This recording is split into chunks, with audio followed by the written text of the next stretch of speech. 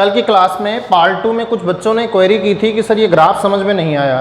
तो आइए देखिए थोड़ा ध्यान से इस ग्राफ को हम फिर से बनाते हैं, फिर से समझते हैं क्या है। एक्चुअली हमारा जो इलेक्ट्रिक फील्ड का फार्मूला होता है वो होता है 1/4 पाई एप्सिलॉन नॉट। मैं इतने बार फार्मूला लिख चुका हूँ कि बोर्ड को भी याद हो गया होगा, ठीक है। कहीं इस कमरे के एक गैसियस पार्टिकल को भी याद हो गया होगा। E = 1/4 pi epsilon not Q/r²। और पोटेंशियल का जो फार्मूला होता है वो होता है 1/4 पाई एप्सिलॉन नॉट Q/r। ठीक, ये दोनों फार्मूले होते हैं। यहाँ से अगर आप दोनों चीज़ों को देखें तो आप देख पाएंगे कि जो इलेक्ट्रिक फील्ड है वो 1/r² के प्रोपोर्शनल है। मतलब डिस्टेंस बढ़ने पर इलेक्ट्रिक फील्ड बहुत तेज़ी से घटेगी और एक पर्टिकुलर डिस्टेंस पर, बहुत ध्यान सुनिएगा, एक पर्टिकुलर डिस्टेंस पर इलेक्ट्रिक फील्ड जो होगी वो कम होगी और पोटेंशियल जो होगा वो ज़्यादा होगा। तो क्या मैंने बोला, ध्यान से सुनिएगा, एक पर्टिकुलर डिस्टेंस पर इलेक्ट्रिक फील्ड का मैग्नीट्यूड कम होगा जबकि पोटेंशियल का मैग्नीट्यूड ज़्यादा होगा। क्योंकि अगर यहाँ पे 2 है तो ये 1/2 होगा, राइट टू गेट। अगर r = 2 है तो ये 1/2 का फैक्टर होगा, जबकि यहाँ पे अगर r = 2 है तो ये 1/4 का फैक्टर होगा। तो बड़ा कौन सा हुआ? बड़ा ये हुआ। तो इसका मतलब एक पर्टिकुलर वैल्यू ऑफ r पर v जो होगा वो ग्रेटर हो जाएगा e से। तो एक पर्टिकुलर वैल्यू ऑफ r पर, तो r की एक पर्टिकुलर वैल्यू ले लेते हैं ये। तो इस पर्टिकुलर वैल्यू पर अगर हम ऊपर की ओर जाएं तो आप पाएंगे कि आपका यहाँ पे जाना सही नहीं है, यहाँ पे चले जाते हैं। यहाँ पे अगर आप जाएं तो आप क्या देख पा रहे हैं? आप देख पा रहे हैं कि आपका जो v है वो यहाँ है, ये देखिए। तो ये v ज़्यादा है जबकि जो e है वो कम है, ठीक। तो ये ग्राफ यही इसी चीज़ को रिप्रेजेंट कर रहे हैं। और दूसरी बात ये है कि इसको मैंने इधर बनाने का रीज़न क्या है? इसको मैंने इधर इसलिए बनाया है क्योंकि इधर बनाने का रीज़न ये है क्योंकि जब ये एक पर्टिकुलर वैल्यू पर होगा, जैसे ये पर्टिकुलर वैल्यू 5 है, तो 5 वैल्यू पर होगा तो r की जो वैल्यू होगी वो काफ़ी ज़्यादा होगी, तब ये जाके कहीं 5 पे पहुंचेगा और ये बहुत कम वैल्यू पर ही 5 पर पहुंच जाएगा। ऐसा कुछ मैंने रिप्रेजेंट करने की कोशिश की है यहाँ पर। और तीसरी बात ये है कि क्योंकि E जो है r² का 1/r² का इन्वर्सली प्रोपोर्शनल है तो ये काफ़ी नीचे तक जाएगा। नीचे मतलब इसकी वैल्यू काफ़ी कम हो जाएगी, जबकि उसके कंपेरिजन में जो v है उसकी वैल्यू थोड़ा कम होगी, ठीक। तो ऐसा कुछ इस ग्राफ का मीनिंग है। और ये ग्राफ जब भी पूछा जाता है एक साथ पूछा जाता है। एनसीईआरटी में अगर आप देखने की कोशिश करेंगे तो आप एनसीईआरटी में इस ग्राफ को बना हुआ पाएंगे, राइट हैंड साइड पेज पे एक जगह पे बना हुआ है। तो ये क्योंकि जो क्वेश्चन पेपर बनता है वो एनसीईआरटी के कंटेंट से ही आता है मोस्टली पार्ट। तो एनसीईआरटी में छोटी छोटी चीज़ें जैसे ग्राफ बना है, कोई चीज़ें बनी है तो वहीं से क्वेश्चन आता है, ठीक है। तो वही हमने सोचा कि आप लोगों को सबसे पहले आज पार्ट 3 की स्टार्टिंग के समय आप लोगों के इस लेक्चर के दौरान ये ग्राफ पूरी तरीके से एक्सप्लेन कर दूँ। तो भाई कैसे हैं आप सभी लोग? हम आज पार्ट 3 स्टार्ट कर रहे हैं। तो चैप्टर 2 हमारा कंटिन्यूड है। कैसे हैं आप सभी लोग? सभी को गुड मॉर्निंग, गुड आफ्टरनून और गुड इवनिंग और गुड नाइट भी साथ साथ में। उम्मीद करता हूँ आप सब मस्त होंगे और हम भी मस्त हैं और हम पार्ट 3 लेकर आ गए हैं और हम स्टार्ट करते हैं पार्ट 3 को बिना समय को नुकसान किए। तो देखिए कल की क्लास में आप लोगों ने बहुत सारी चीज़ें सीखी जो आपके काम की थी। आपने डाइपोल की वजह से इलेक्ट्रिक फील्ड निकाला, तरह तरह कंडीशंस पे निकाला, डाइपोल की एक्सेस पे निकाला, डाइपोल के इक्वेटोरियल लाइन पे निकाला। इक्वेटोरियल लाइन पे देखा आपने कोई भी पोटेंशियल नहीं होता। मैंने आपसे कहा था एक क्वेश्चन मैं आपको फिर से याद दिलाता हूँ। पार्ट 2 में क्वेश्चन मैंने आपको याद दिलाया था, बोर्ड के लिए काफ़ी इंपॉर्टेंट है कि ऐसी जगह बताइए जहाँ पर इलेक्ट्रिक फील्ड तो होती हो लेकिन पोटेंशियल 0 होता हो, तो वो है dipole axis of equatorial line of dipole. अगर यही चीज़ उल्टा पूछ ली जाए कि ऐसी कोई जगह बताइए जहाँ पर पोटेंशियल तो होता हो लेकिन इलेक्ट्रिक फील्ड ना होती हो, तो वो अभी मैं बताऊंगा, वो अभी बाकी है बताना आपको। तो दोनों केसेस पूछे जा सकते हैं। आज हम लोग जो पढ़ने आते हैं, जैसे कि हमने शुरुआत में आपको याद दिला दूं, शुरुआत में हमने फोर्स पढ़ा। Try to get my point please. Force पढ़ा तो हमने फोर्स बिटवीन मल्टीपल चार्जेस पढ़ा, फिर हमने फील्ड पढ़ी तो फील्ड बिटवीन मल्टीपल चार्जेस पढ़ी या field due to multiple charges पढ़ी। आज जब हम पोटेंशियल पढ़ रहे हैं तो पोटेंशियल पढ़ते समय क्यों ना हम potential due to multiple charges पढ़ें? तो हम बिल्कुल जी हाँ, आज का जो हमारा टॉपिक है वो हमारा है potential due to multiple charges, ठीक है भाई, ये आज का हमारा कंटेंट है। अच्छा एक चीज़ और ध्यान रखिएगा, आज की जो क्लास है ये थोड़ा इंपॉर्टेंट होने जा रही है क्योंकि आज के क्लास से बोर्ड एग्जाम में 100% क्वेश्चन आएगा। क्योंकि आज मैं एक टॉपिक पढ़ाऊंगा आप लोगों को जिस टॉपिक का नाम है इक्विपोटेंशियल सरफेस। यहाँ मैं नोट कर दे रहा हूँ, ये लास्ट टाइम में पढ़ा रहा हूँ जब क्लास का एंड टाइम हो जाएगा आज के लेक्चर का। इक्विपोटेंशियल सरफेस ये टॉपिक है हमारा, यहाँ से 100% बोर्ड एग्जाम में क्वेश्चन आना है, 100% बोर्ड एग्जाम में क्वेश्चन आएगा, तो इसको लेकर आप श्योर रहिएगा। इसलिए वो पार्ट जरूर देखिएगा जो आज की क्लास के एंड में जाएगा। पहले जो हमको शुरुआत करना है वो potential due to multiple charges शुरुआत करना है, तो हम शुरुआत कर रहे हैं potential due to multiple charges. Multiple charges का मतलब क्या होता है, एक से ज़्यादा चार्ज हो। तो ये चीज़ तो मैं लास्ट क्लास में आपसे बता चुका हूँ, ये चीज़ मैं आपसे लास्ट क्लास में बता चुका हूँ। क्या बता चुका हूँ कि अगर एक से ज़्यादा चार्जेस हों तो आपको क्या करना है, जल्दी बताइए भाई आप लोग, क्या करना है, सारे चार्जेस के पोटेंशियल का एल्जेब्रिक सम कर देना है। मतलब जैसे इस पॉइंट पर आपको पोटेंशियल निकालना है और आपका r1 डिस्टेंस पर एक चार्ज है q1, r2 डिस्टेंस पर एक चार्ज है q2, r3 डिस्टेंस पर एक चार्ज है q3 और r4 डिस्टेंस पर एक चार्ज है q4। ऐसी स्थिति में आपको करना क्या है, ऐसे ही बहुत सारे चार्जेज हो सकते हैं, मैंने 4 ले लिए। ऐसे स्थिति में करना क्या है, जो नेट पोटेंशियल होगा वो सारे पोटेंशियल का सम होगा। अब इसमें अगर कोई नेगेटिव चार्ज है तो उसके आगे माइनस लग जाएगा, दैट्स ऑल। और सबके पोटेंशियल निकालने के लिए आपको पता है उसका चार्ज और उसके डिस्टेंस पता होनी चाहिए, बाकी 1/4 एप्सिलॉन नॉट। तो इस तरीके से एल्जेब्रिक सम अगर आप निकाल लें तो वही force due to multiple potential due to multiple charges होता है। तो वहाँ पर एक स्टेटमेंट लिख लीजिएगा कि पोटेंशियल एट अ पॉइंट या net potential at a point due to multiple charges is the algebraic sum of all individual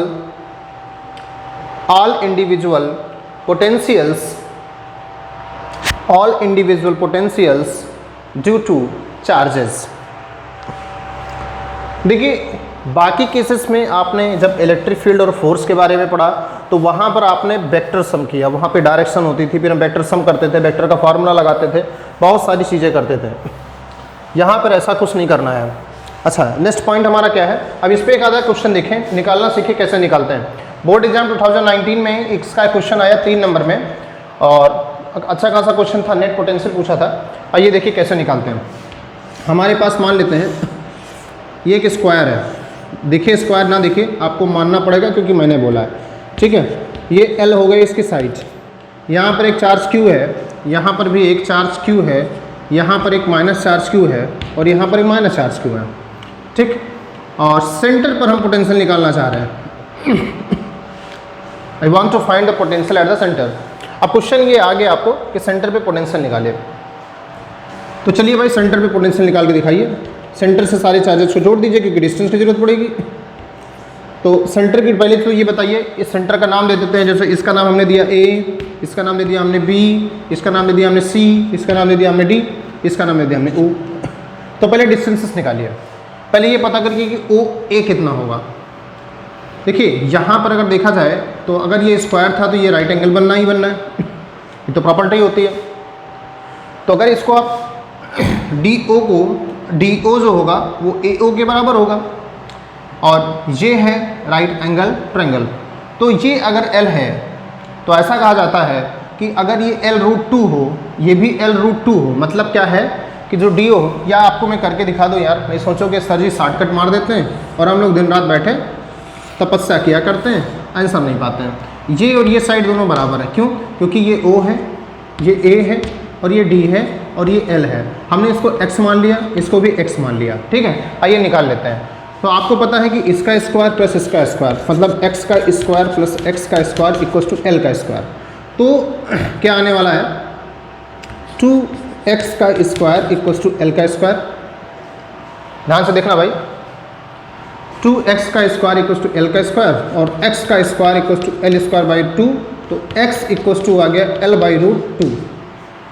तो यहाँ पे जो वैल्यूज आई ये L/√2, ये भी L/√2, ये भी बराबर ही होंगी, तो l/√2, ये भी l/√2। सारी डिस्टेंसेस जो आगे कितनी आ गई, l/√2, l/√2, ल/√2। अब जरा पोटेंशियल्स निकालते हैं। तो सबसे पहला पोटेंशियल जो पॉइंट O पर A चार्ज के द्वारा होगा उसकी वैल्यू कितनी होगी, 1/4πε0, उसका चार्ज मतलब Q और डिस्टेंस मतलब l/√2, तो L यहाँ हो जाएगा, √2 ऊपर हो जाएगा। इसे आप इक्वेशन नंबर 1 दे दीजिए। इसी तरीके से आप B पर जो चार्ज है उसको जब निकालने जाएंगे तो VB = आ जाएगा 1/4πε0 Q/L, साथ साथ में √2, इक्वेशन नंबर 2। कोई समस्या नहीं लग रही होगी। इसी तरीके से अब आप VC का निकालेंगे तो वहाँ पे माइनस लग जाएगा। हम आपको यही सिखा रहे हैं कि कब माइनस वाइनस लेना भूलना नहीं है आपको, अदरवाइज ये क्वेश्चन करने का कोई मतलब नहीं है, बहुत ईजी क्वेश्चन है। ये क्वेश्चन नंबर 3 हो गया। जब आप VD लेंगे तो यहाँ पे आ जाएगा माइनस का 1/4πε0 Q/L, साथ साथ में √2, इक्वेशन नंबर 4। तो इस तरीके से चारों का जब आप सम करेंगे तो नेट पोटेंशियल आ जाएगा, मतलब V = VA। यही तो भी आपने पढ़ा है कि इंडिविजुअल पोटेंशियल का क्या होता है, रिजल्टेंट होता है। यहाँ पर माइनस लगाने की जरूरत नहीं है, माइनस अपने आप आ जाएगा। तो नेट पोटेंशियल रखोगे, आप सॉल्व करोगे तो आपका नेट पोटेंशियल 0 आ जाएगा। तो आप आंसर में लिख दीजिएगा, hence net potential at the centre is 0। Net potential at the centre 0 कैसे हुआ, it is just like that. इसने एक पोटेंशियल यहाँ पे क्रिएट किया, इसने एक पोटेंशियल यहाँ पे क्रिएट किया। ये मान लीजिए कि ये आप है, ठीक, और ये 4 आपके दोस्त हैं, ठीक। इस दोस्त ने आपको n नंबर रुपया दे दिया, इस दोस्त ने आपको n नंबर रुपया दे दिया, ठीक। और ये दोस्त आपके बहुत बेकार वाले दोस्त थे, इसने आपका n नंबर रुपया ले लिया और इसने भी n नंबर रुपया ले लिया, तो आपके पास बचा कितना, 0। काम खत्म, समझ गए। तो ये वाली कहानी यहाँ पर कुछ ऐसी थी जो इस तरीके से सॉल्व होकर आई। तो अगर आप कॉन्सेप्चुअल तरीके से देखें तो आप ऐसे देख सकते हैं, और बाकी अगर आप दूसरे तरीके से देखें तो दूसरे तरीके से देख सकते हैं। एक बात बच्चा मेरे जीवन में याद रखना, पोटेंशियल एक टिपिकल टास्क नहीं है। अगर पोटेंशियल को पोटेंशियल के तरीके से देखा जाए, पोटेंशियल को देखा कैसे जाए, एक क्वेश्चन आता है। अब ये जो स्टेटमेंट मैं बोलने जा रहा हूँ ना, ये लाखों रुपये का है, ठीक है। जो स्टेटमेंट बोलने जा रहा हूँ इसकी कीमत लाखों रुपए की है, इसको बहुत ध्यान सुनिएगा। पोटेंशियल को किस नज़रों से देखा जाए और पोटेंशियल को कैसे देखा जाए, तो इसका सीधा जवाब है पोटेंशियल को ऐसे देखा जाए। आप ऐसे मान लीजिए कि आप ज़मीन पे ऐसे खड़े हुए हैं। जब मैं बात करता हूँ इतना पोटेंशियल, तो आप ऊपर की ओर देखिए, ये है हाइट। हाइट जो है वो पोटेंशियल है। और जब मैं बात करूँ निगेटिव पोटेंशियल की, तो वो डेप्थ है, -V। बस इतना ध्यान रखिएगा, जीवन में इतना ध्यान रखिएगा। जैसे +5 वोल्ट का पॉजिटिव पोटेंशियल है, उसमें अगर आपको -3 वोल्ट का पोटेंशियल जोड़ना पड़े तो इसका मतलब आप समझिएगा 5 मीटर है, -3 मीटर है, घटा के नेट निकाल दीजिएगा। तो हमेशा ध्यान रखिएगा जो नेट आएगा वो पॉजिटिव आएगा, मतलब हाइट में आएगा। तो पॉजिटिव पोटेंशियल को हाइट मानिएगा, निगेटिव पोटेंशियल को डेप्थ मानिएगा, बाकी बीड़ा आपके पार हो जाएगी। हमेशा जीवन में ये ध्यान रखिएगा, जब भी आपके दिमाग में पोटेंशियल आए तो आप हाइट कंसीडर करिएगा, हाइट हाइट हाइट। बात समझे नहीं समझे, ऐसा कुछ दिमाग में डालिएगा, जीवन पार हो जाएगा। पोटेंशियल में कोई समस्या नहीं आएगी आपको किसी टॉपिक में, अगर आपने पोटेंशियल को हाइट समझ लिया तो। चलिए आगे बढ़ते हैं। एनसीईआरटी के कुछ क्वेश्चंस हैं, उनको ज़रा सा देख लेते हैं। एनसीईआरटी इन टेक्स्ट एग्जाम्पल्स हैं और ये बोर्ड के लिए इम्पोर्टेंट है, तो इनका भी डिस्कशन आज की क्लास में ज़रूरी है, क्योंकि बोर्ड के लिए जो भी क्वेश्चन इंपॉर्टेंट है एनसीईआरटी में वो मैं छोड़ता नहीं हूँ।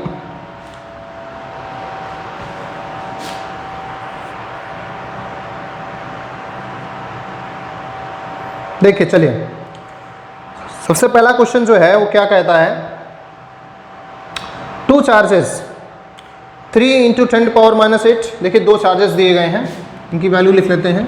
Q1 = 3 × 10⁻⁸ coulomb and Q1 Q2 नहीं दिया होता, ये हमें अपने आप सेलेक्ट करना होता है।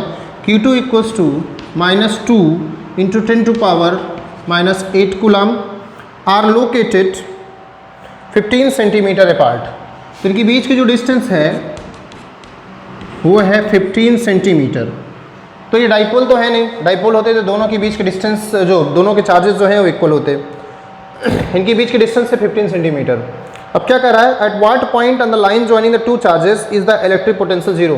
किस पॉइंट पर इलेक्ट्रिक पोटेंशियल 0 होगा, मतलब V = 0 दिया गया है और किस पॉइंट पर होगा वो निकालना है। Take the potential at the infinity to be 0। वो तो हम कंसीडर करके जीवन में चल ही रहे हैं कि इन्फिनिटी पर पोटेंशियल 0 है, उसी को आधार मानकर तो हम पढ़ाई कर रहे हैं। चलिए आइए पहले इसका स्ट्रक्चर बनाते हैं, स्ट्रक्चरल डायग्राम बनाते हैं, उसके बाद कुछ करना चालू करते हैं। तो देखिए हमने क्या किया, हमने पहले डायग्राम बनाया, ठीक। ये मान लिया हमारा ए पॉइंट था जिस पर Q1 चार्ज रखा हुआ है, ये हमारा बी पॉइंट था जिस पर Q2 चार्ज रखा हुआ है। Q1 चार्ज जो है वो पॉजिटिव है और Q2 चार्ज जो है वो निगेटिव है।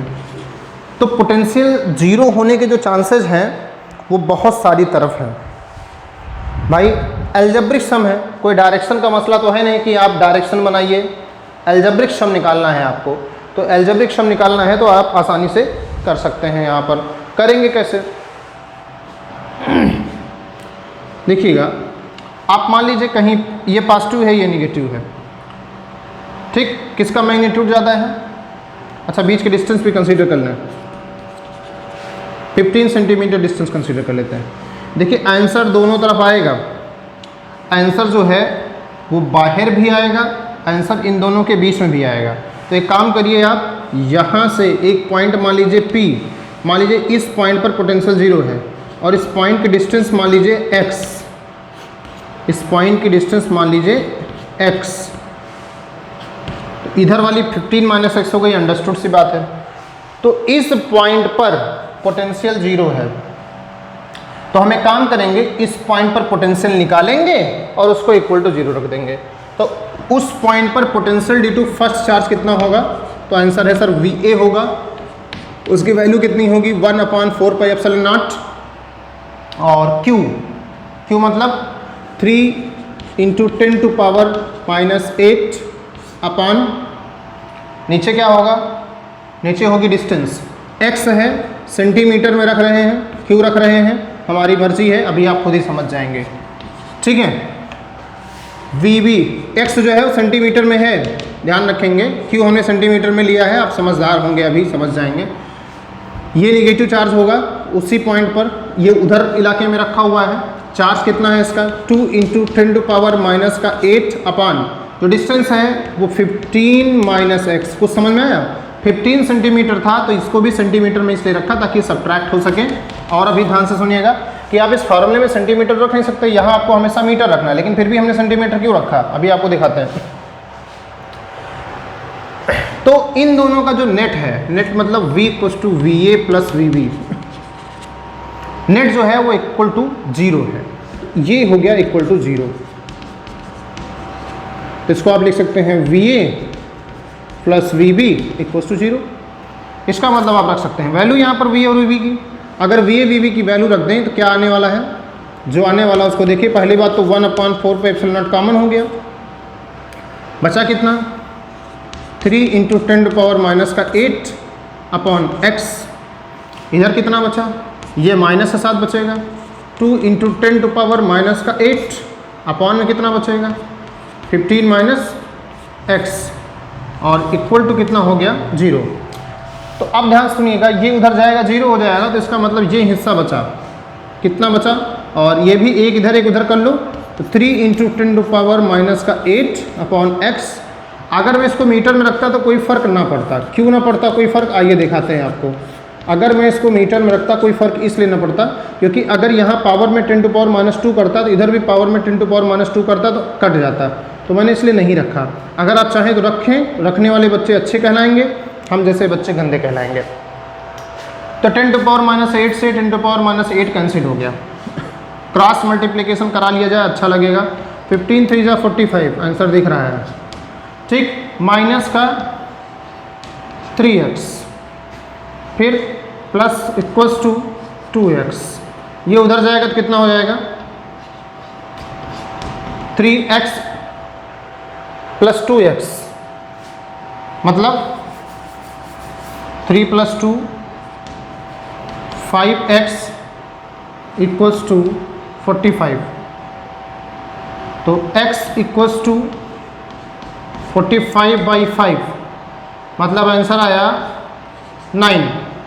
मतलब जो आंसर आएगा वो x = 9 सेंटीमीटर। मतलब x जो है 9 सेंटीमीटर पर जो पोटेंशियल होगा वो कितना होगा? वो 0 हो जाएगा।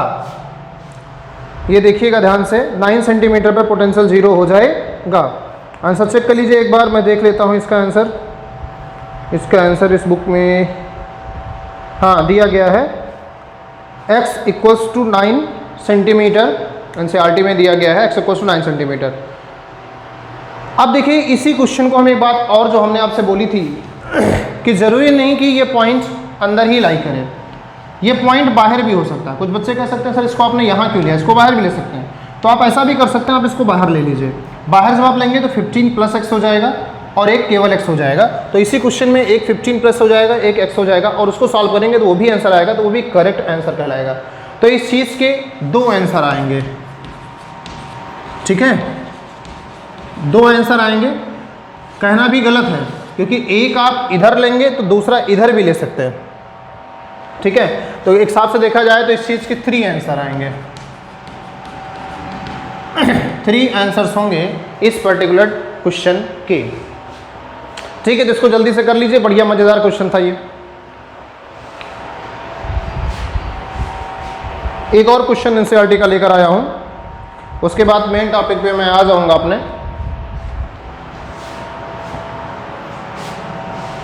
ये सब force due to multiple charge potential due to multiple charges है, क्योंकि यहाँ पे देखिए एक चार्ज नहीं है, 2 चार्ज हैं।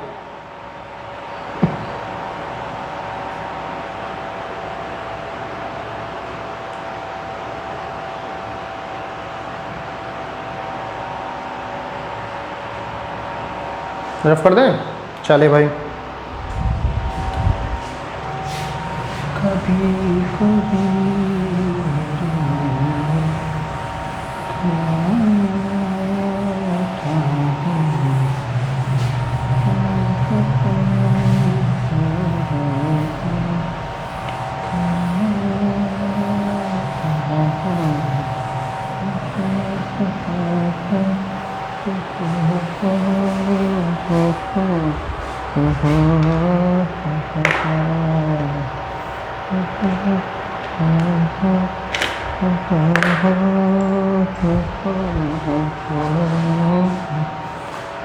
चलिए भाई देखिए अगला क्वेश्चन, खुल जा सिम सिम।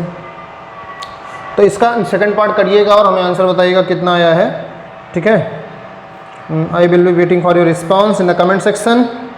चलिए गाइस देखिए अगला क्वेश्चन है एनसीईआरटी का एग्जाम्पल 2.3, सेकंड चैप्टर है एनसीईआरटी एग्जाम्पल 2.3। इससे पहले आपने जो सॉल्व किया वो 2.2 था, ये 2.3 है। काफ़ी लॉजिकल क्वेश्चन है और ये बोर्ड एग्जाम में काफ़ी बार आ चुका है, मतलब आप इसको मोस्ट इंपॉर्टेंट मार्क कर सकते हैं फॉर द बोर्ड एग्जाम, ठीक है। 1 नंबर में ज़्यादातर बार पूछा जाता है और कई बार तो 3 नंबर भी पूछा गया है। एक्चुअली इस क्वेश्चन में कई पार्ट्स हैं, तो इसका 1 पार्ट पूछ लिया जाता है 1 नंबर में, 2 पार्ट पूछे गए तो 2 नंबर में, 3 पार्ट पूछे गए तो 3 नंबर में, ऐसे करके क्वेश्चन बार बार आता रहता है, ठीक है। तो आइए उस क्वेश्चन को देखते हैं क्या कहता है। क्वेश्चन कहता है figure 2.8a and B shows the field lines of positive and negative point charges respectively. देखिएगा मैं यहाँ पर पॉइंट चार्जेस बनाता हूँ, एक पॉजिटिव चार्ज है, ठीक, और ये इसकी फील्ड लाइन्स हैं।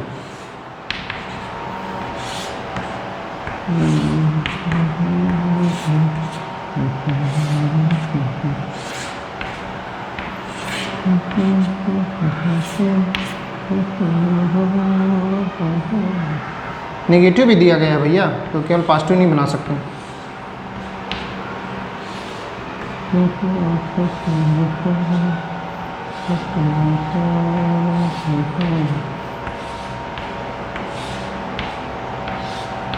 इस क्वेश्चन को कराने से पहले मैं आपसे पूछ लूँ, -3 बड़ा होता है या -4, कौन सा बड़ा होगा? तो कुछ लोग सोचेंगे -4 बड़ा होगा क्योंकि 4 है वो 3 है, तो जवाब गलत है आपका। -3 इज़ ग्रेटर देन -4, ये बचपन में सिखाया जाता है, ठीक है। बहुत सारे लोगों को अभी तक याद नहीं होगा, इसलिए बता देना ज़रूरी है। माइनस का जो भी चीज़ बड़ा है वो वास्तव में छोटा है। अब यहाँ पर 2 पॉइंट दिए गए हैं, एक पॉइंट यहाँ पर है P और यहाँ पर एक पॉइंट दिया गया है Q, और यहाँ पर इसी क्वेश्चन में एक पॉइंट यहाँ पर दिया गया है A और यहाँ पर एक पॉइंट दिया गया है B। Is it visible to you और not? Let me know please. या it is visible.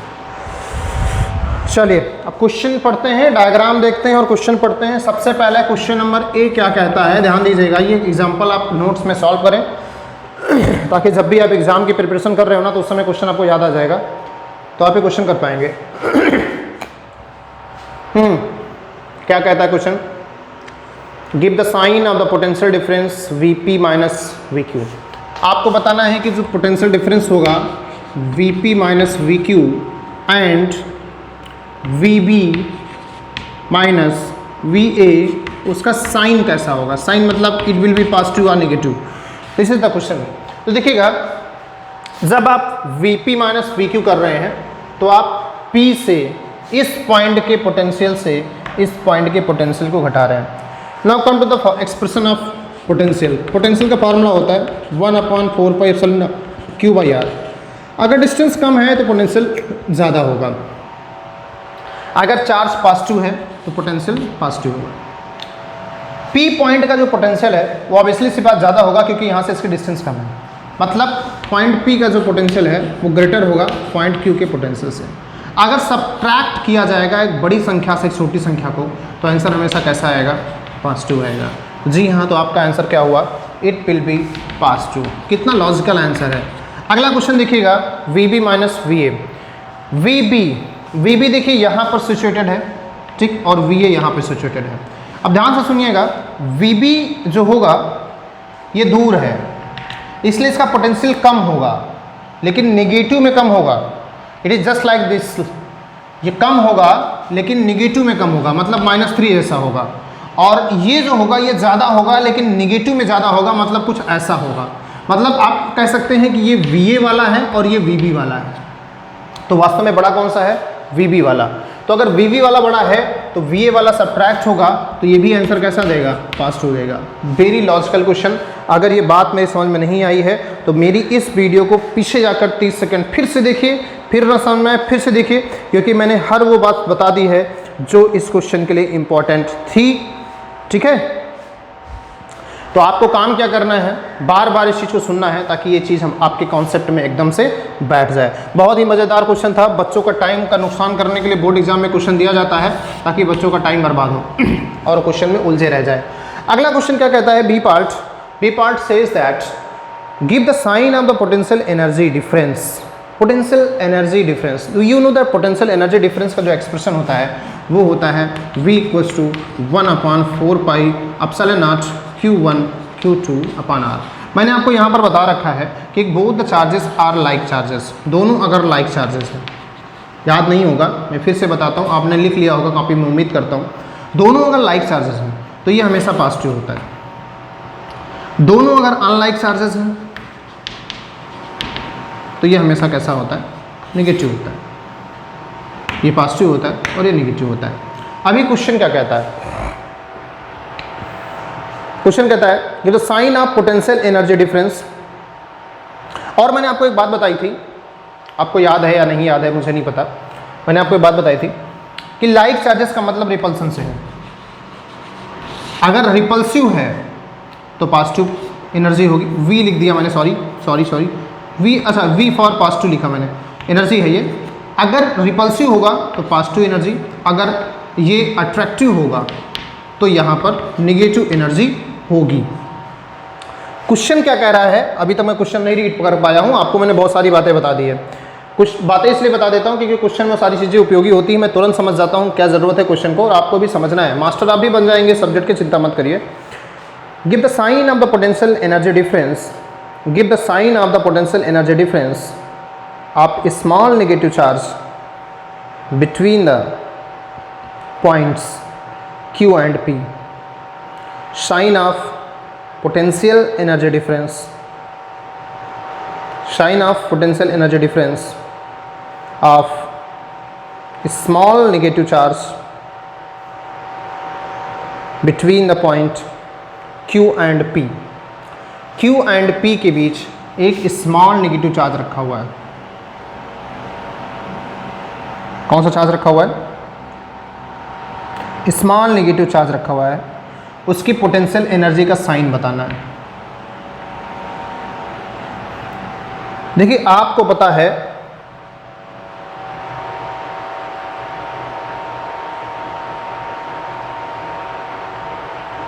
Wait a minute, यहाँ पर क्या कॉन्सेप्ट लगाया जा सकता है। मेरे पास एक कॉन्सेप्ट है लेकिन एक इजी कॉन्सेप्ट की तलाश में ढूंढ रहा हूँ मैं। स्मॉल नेगेटिव चार्ज रखा हुआ है,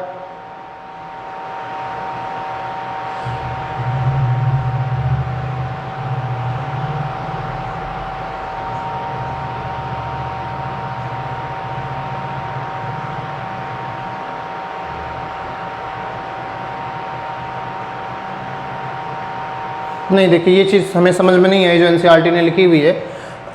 मैं कोई दूसरा तरीका समझाने की कोशिश करता हूँ। देखिए यहाँ पर एक चार्ज रखा हुआ है जिसको उन्होंने बताया है नेगेटिव है, और सीधी सी बात है यार, आपका लॉजिक होना चाहिए। मैंने आपसे बताया था ये चार्ज नेगेटिव है और ये चार्ज पॉजिटिव है, ठीक। तो आप कहाँ पे जाएंगे,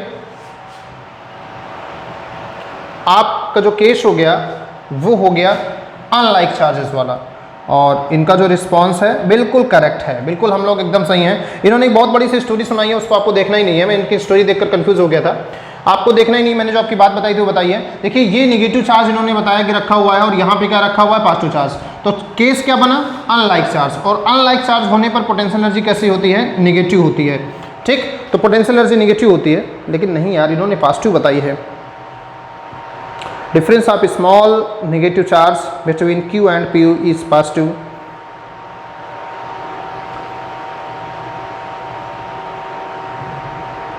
क्वेश्चन फिर से पढ़ता हूं। Give the sign of potential energy difference of small negative charge between the point Q and P। अच्छा समझ गया भाई, इसमें लोचा है। इन्होंने पॉइंट Q एंड P के बीच पोटेंशियल एनर्जी का डिफरेंस पूछा है, Q और P के बीच पोटेंशियल एनर्जी का डिफरेंस पूछा है। तो देखिएगा, मतलब इसकी जो एनर्जी होगी पहले पॉइंट P पे निकालिए, फिर पॉइंट Q की निकालिए। तो एक बात बताइए, जब इन दोनों चार्जेस मतलब ये चार्ज जो रखा हुआ है, ये चार्ज जब पॉइंट P पे रहा होगा, तो इस पॉइंट पर जब इसकी इस पॉइंट पे जब इसकी एनर्जी आप कैलकुलेट करोगे तो भी निगेटिव आएगी, और इस पॉइंट पे कैलकुलेट करोगे तो भी निगेटिव आएगी। लेकिन इस पॉइंट पे डिस्टेंस ज़्यादा हो जाने की वजह से वो स्मॉल नेगेटिव हो जाएगी। स्मॉल नेगेटिव होने का मतलब ज़्यादा बड़ी हो जाएगी। तो जब आप डिफरेंस निकालोगे तो देखो ध्यान से सुनो, ये वही केस बन गया। ये डिस्टेंस ज़्यादा है तो ये -3 वाला केस हो जाएगा, क्योंकि पोटेंशियल एनर्जी नेगेटिव होगी, और ये डिस्टेंस कम है तो -4 हो जाएगा। फिर उसने कहा है Q एंड P, तो जब Q से P वाला घटाओगे तो -3 से -4 घटाओगे जब आप तो आपका आंसर कैसा आएगा, तब आपका आंसर आएगा +1, तो आपका आंसर आ जाएगा पॉजिटिव। तो वही इसने कहा है कि आंसर जो होगा वो कैसा हो जाएगा, पॉजिटिव हो जाएगा। अरे वाह, मस्त लॉजिकल तरीका निकला लगाने का, ठीक। तो इसमें क्या करना है आपको, जब आप हमारी इस टॉपिक को देख रहे हैं तो आप वीडियो को 10-10 सेकंड पीछे करके जब आप देखेंगे तभी आपको मजा आएगा, ठीक है, क्योंकि बहुत मस्त क्वेश्चन सही है सब। अगला क्वेश्चन देखिए, सी पार्ट क्या कहता है। सी पार्ट क्या कह रहा है, ध्यान से सुनिएगा। सी पार्ट वैसा ही होगा जैसा कि बी पार्ट है, बस उन्होंने उसको पीछे ले गए होंगे। सी पार्ट कहता है कि give the sign of work done. Work done का साइन बताइए। देखिए वर्क डन का साइन कैसे होता है। वर्क डन का साइन देखिए, फोर्स और डिस्प्लेसमेंट डिसाइड करता है।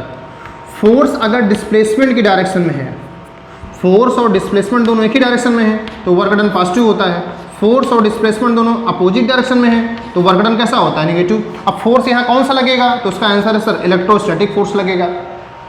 अगर यहाँ पे हम पॉजिटिव चार्ज रख दें, या यहाँ पे जैसे इन्होंने भी नेगेटिव चार्ज रखा हुआ था, तो नेगेटिव चार्ज रख दें तो फोर्स किधर लगेगा, इधर क्यों लगेगा, तो फोर्स इधर लगेगा। अगर इसका डिस्प्लेसमेंट भी इधर ही हो रहा है तो पॉजिटिव वर्क डन हो जाएगा। अगर इसका डिस्प्लेसमेंट उधर की ओर हो रहा है तो नेगेटिव वर्क डन हो जाएगा। अब क्वेश्चन क्या लिखा हुआ है, क्वेश्चन लिखा हुआ है give the sign of work done by the field. By the field का मतलब होता है electrostatic force in moving a small positive charge.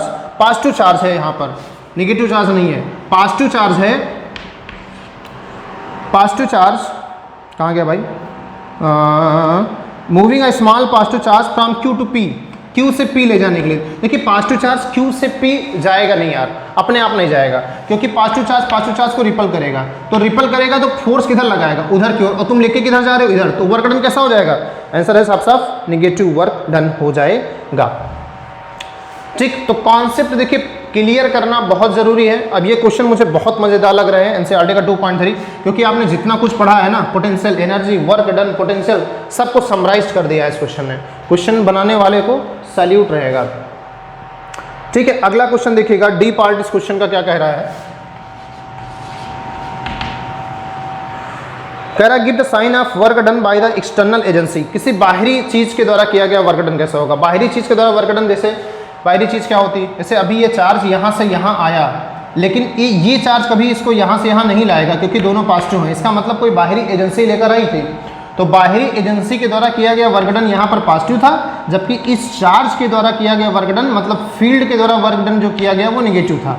तो ध्यान रखिएगा, जब फील्ड के द्वारा वर्क डन पॉजिटिव होता है तो एजेंसी के द्वारा किया गया वर्क डन निगेटिव होता है, बाहरी एक्सटर्नल एजेंसी के द्वारा किया गया वर्क डन निगेटिव होता है। और जब फील्ड के द्वारा किया गया वर्क डन निगेटिव होगा तो बाहरी एजेंसी के द्वारा किया गया वर्क डन पॉजिटिव हो जाएगा। ये ध्यान रखिएगा। क्वेश्चन क्या कह रहा है? अगला डी पार्ट देखिएगा, give the sign of work done by the external agency in moving a small negative charge from B to A. B to A small negative charge लेकर जा रहा है। अब नेगेटिव चार्ज लेकर आप जा रहे हैं तो इसका मतलब क्या हो जाएगा? बाहरी एजेंसी इधर ही तो फोर्स लगाएगी, क्योंकि ये जो चार्ज है ये तो बाहर को रिपल करेगा, क्योंकि ये भी नेगेटिव है ये भी नेगेटिव है, तो वर्क डन कैसा हो जाएगा? आंसर है पॉजिटिव हो जाएगा। बोलो एकदम समझ में आएगा नहीं आया? बोलो भाई जल्दी से। ये तो एकदम साफ साफ क्लियर हो गया, क्रिस्टल क्लियर, दूध जैसा साफ साफ। अगला देखिए ई पार्ट में क्वेश्चन क्या कह रहा है? 5 क्वेश्चन इसमें दिए हैं और पांचों क्वेश्चन आपके दिमाग को पूरा खोल कर रख देंगे। ई पार्ट क्या कह रहा है? Does the kinetic energy of small negative charge, does the kinetic energy, देखिए काइनेटिक एनर्जी का जो कॉन्सेप्ट है वो यहाँ पर अभी आपने पढ़ा नहीं है, तो आप उसको पोटेंशियल एनर्जी से ले सकते हैं अगर आप चाहें लेना तो। अगर आप लेना चाहें, ठीक है, तो पोटेंशियल एनर्जी से ले सकते हैं, या फिर आप अट्रैक्शन या रिपल्सन से ले सकते हैं। अगर अट्रैक्शन बढ़ रहा है तो इसका मतलब काइनेटिक एनर्जी बढ़ेगी, अगर रिपल्सन बढ़ रहा है तो इसका मतलब काइनेटिक एनर्जी बढ़ेगी। मतलब अट्रैक्शन रिपल्सन बढ़ने पर काइनेटिक एनर्जी बढ़ेगी, अट्रैक्शन रिपल्सन घटने पर काइनेटिक एनर्जी घटेगी, ऐसा ले सकते हैं। क्योंकि यहाँ पर वो पोटेंशियल एनर्जी नहीं है जिसका नाम ग्रेविटेशनल पोटेंशियल एनर्जी होता था, वो नहीं है। ध्यान दीजिएगा क्या नाम है? Does the kinetic energy of small negative charge increases और decreases in going from B to A. एक स्मॉल नेगेटिव चार्ज है वो बी टू ए जा रहा है। यार कैसे जाएगा? बी टू ए जब जाएगा तो इसको ये रोकेगा अपनी तरफ आने से ना, रिपल करेगा, हमारी तरफ मत आओ, ये भी नेगेटिव, तो पोटेंशियल एनर्जी क्या हो जाएगी? डिक्रीज होगी। तो इनका आंसर क्या है? Due to force of repulsion on the negative charge velocity decreases hence the kinetic energy decreases. ऐसे भी आप साफ साफ जवाब दे सकते हैं। तो बहुत बढ़िया तरीका है। ये 5 क्वेश्चन हम लोगों ने किए और हमें लगता है कि पूरे चैप्टर का एक छोटा मोटा रिवीजन हो गया इन 5 क्वेश्चन के माध्यम से। तो वी आर वेरी थैंकफुल कि एनसीईआरटी में इतना प्यारा क्वेश्चन ये हमें मिला। और अब हम जा रहे हैं एक ऐसे क्वेश्चन के बारे में पढ़ने के लिए जो बहुत ही लाजवाब क्वेश्चन है, और उसका बहुत क्वेश्चन के बारे में नहीं, ऐसे टॉपिक के बारे में पढ़ना जो हमने भी आपसे बताया था कि 100% बोर्ड एग्जाम में आना ही आना है।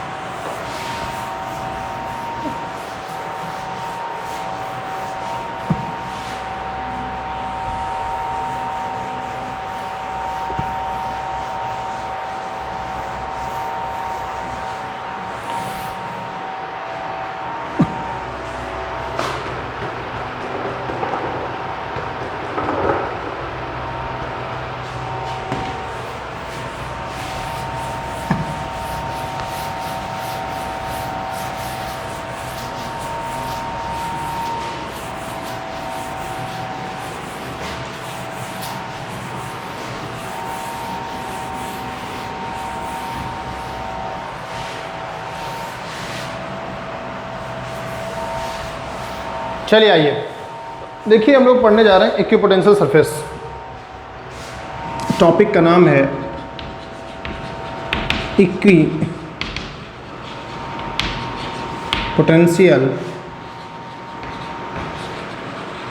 सरफेस। नाम में ही सब कुछ छुपा हुआ है। इक्वी का मतलब है इक्वल, पोटेंशियल का मतलब है पोटेंशियल, और सरफेस का मतलब है वाली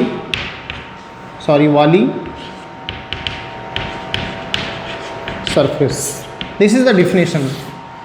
If anyone asks you कि what is equipotential surface, तो you have to simply explain like this कि equal potential वाली जो surface होती हैं, मतलब एक ऐसी surface जिस पर देखिए इस इक्वल पोटेंशियल वाली सरफेस से दो मीनिंग निकलते हैं। अब यहाँ पर आपको दोनों मीनिंग समझा देते हैं, क्योंकि बहुत सारे बच्चों के दिमाग अलग अलग तरीके से चलते हैं। इक्वल पोटेंशियल वाली सरफेस के दो मीनिंग है, जैसे एक सरफेस ये है, एक सरफेस ये है, इन दोनों के पोटेंशियल अगर इक्वल है, इसका भी वी इसका भी वी, तो हम कह सकते हैं इक्वल पोटेंशियल वाली सरफेस।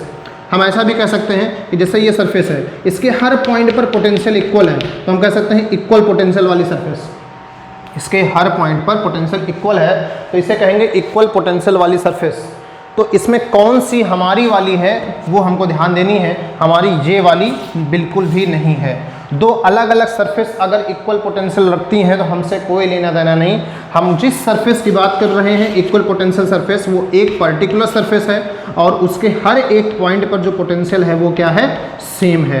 अगर हर एक पॉइंट पर पोटेंशियल सेम है तो वो हमारी कहलाएगी इक्वी पोटेंशियल सरफेस। तो इसकी डिफिनेशन यही है, a surface having potential equal, मतलब a potential having equal, a surface having equal potential at every point is known as equipotential surface. अब हर एक पॉइंट पर जब पोटेंशियल इसके सेम हो गया तो ये कैसे हो गया ये भी जानना बड़ा ज़रूरी है। तो आपको पता है कि जो पोटेंशियल का फार्मूला होता है वो V इक्वल्स टू 1/4πε0 Q/R होता है। अगर हमारे पास एक चार्ज यहाँ पे रख दिया जाए जिसका चार्ज Q, ठीक, तो इससे R डिस्टेंस पर अगर हम एक सर्किल बना दें तो इस सर्किल जो होगा, सर्किल क्या बनाएं, एक स्फीयर बना दीजिए। स्फीयर मतलब थ्री डायमेंशनल स्फीयर बना दीजिए। तो आपको पता है कि चार्ज जो है वो सेम है, डिस्टेंस सेम है, तो पोटेंशियल क्या हो जाएगा, उस पूरी स्फीयर का जो पोटेंशियल होगा कैसा हो जाएगा, सेम हो जाएगा। तो जो पूरा स्फीयर है वो हमारा हो जाएगा इक्वल पोटेंशियल का। तो इस तरीके से इक्वी पोटेंशियल सरफेसेस बनती हैं, ठीक। इक्वल पोटेंशियल सरफेसेस चार्ज के हिसाब से अलग अलग होती हैं। ये एक पॉइंट चार्ज है, बात को समझिएगा, ये एक पॉइंट चार्ज है, इसलिए यहाँ पे जो सरफेस बन के तैयार हुई है वो स्फेरिकल इक्वी पोटेंशियल सरफेस बन के तैयार हुई है। तो जीवन भर याद रखिएगा कि एक पॉइंट चार्ज के लिए स्फेरिकल इक्विपोटेंशियल सरफेस होती है। एक पॉइंट चार्ज के लिए स्फेरिकल इक्विपोटेंशियल सरफेस होती है। ये यहाँ पर भी हो सकती है, ये यहाँ पर भी हो सकती थी, ये डिपेंड अपॉन और डिस्टेंस कितनी लेते हैं। ये यहाँ पर भी हो सकती है, बात समझे, अलग अलग डिस्टेंस पर इक्विपोटेंशियल सरफेसेस हो सकती हैं। किसी चार्ज के चारों तरफ एक बहुत बड़ा आपको मैं कह सकते हैं रहस्य बताने जा रहा हूँ। किसी चार्ज के चारों तरफ जो इक्विपोटेंशियल सरफेस बनाई जाती हैं वो किस पैटर्न में बनाई जाती हैं, ये थोड़ा सा हमें ध्यान रखना है। कि जैसे हमने यहाँ पर बना दिया, हमने इनके बीच के डिस्टेंस का बिल्कुल कोई ख्याल नहीं किया है, तो इनके बीच का डिस्टेंस का हमें ख्याल करना है। वो डिस्टेंस का ख्याल कैसे करना है वो हम आपको दिखाते हैं। देखिए हमारे पास अगर ये चार्ज है, इक्विपोटेंशियल सरफेसेस बनती कैसे ध्यान दीजिएगा, ये चार्ज है तो ये हो जाएंगे इलेक्ट्रिक फील्ड। इक्विपोटेंशियल सरफेस जो होती हैं वो एक प्रकार की ज्योमेट्रिक रिप्रेजेंटेशन है, ध्यान रखिएगा, पोटेंशियल का। जैसे इलेक्ट्रिक फील्ड लाइंस जो थी वो इलेक्ट्रिक फील्ड का ज्योमेट्रिकल रिप्रेजेंटेशन थी, वैसे ही इक्विपोटेंशियल सरफेस जो होती हैं वो हमारे पोटेंशियल का ज्योमेट्रिकल रिप्रेजेंटेशन होती हैं।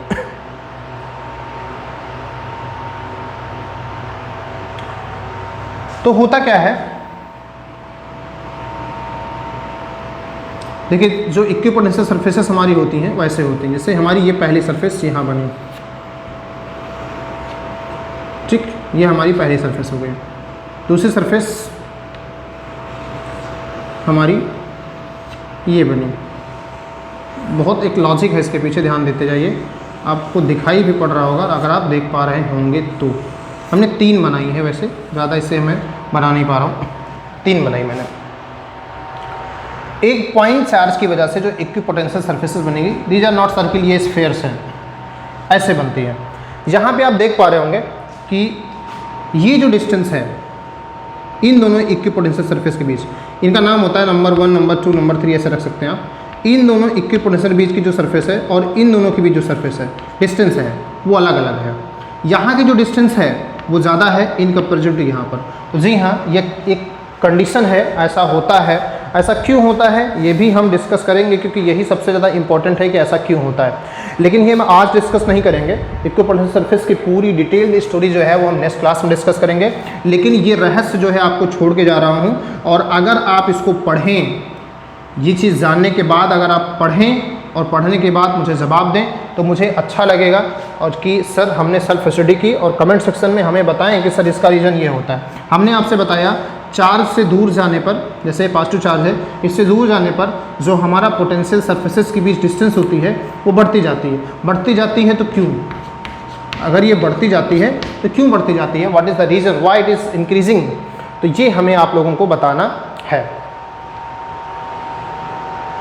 ठीक है, तो फिर मिलते हैं नेक्स्ट क्लास में इक्विपोटेंशियल सरफेस की डिटेल स्टोरी लेकर। ये ध्यान रखिएगा, नेक्स्ट क्लास में हमारा इक्विपोटेंशियल सरफेस से ही रिलेटेड पूरा कंटेंट चलने वाला है, क्योंकि ये अपने आप में 1 घंटे का टॉपिक है। तो नेक्स्ट क्लास में हम लोग इक्विपोटेंशियल सरफेस के बारे में ही पढ़ेंगे। तो दोस्तों आप लोगों का काम है कि ये चीज़ थोड़ा सा डिस्कस करके, अपने आप से किताबों से डिस्कस करके हमें बताएं कि कैसे हुआ ये। और फिर मिलते हैं हम लोग नेक्स्ट वीडियोज़ में, नेक्स्ट लेक्चर में। आप लोगों का काम है कि वीडियो को थोड़ा सा शेयर करिए, अपने दोस्तों में, खुद पढ़िए, सबको पढ़ाइए। और अगर आपने अभी तक सब्सक्राइब नहीं किया है तो चैनल को प्लीज़ सब्सक्राइब करिए। तो कल मिलते हैं फिर दोस्तों, जय हिंद।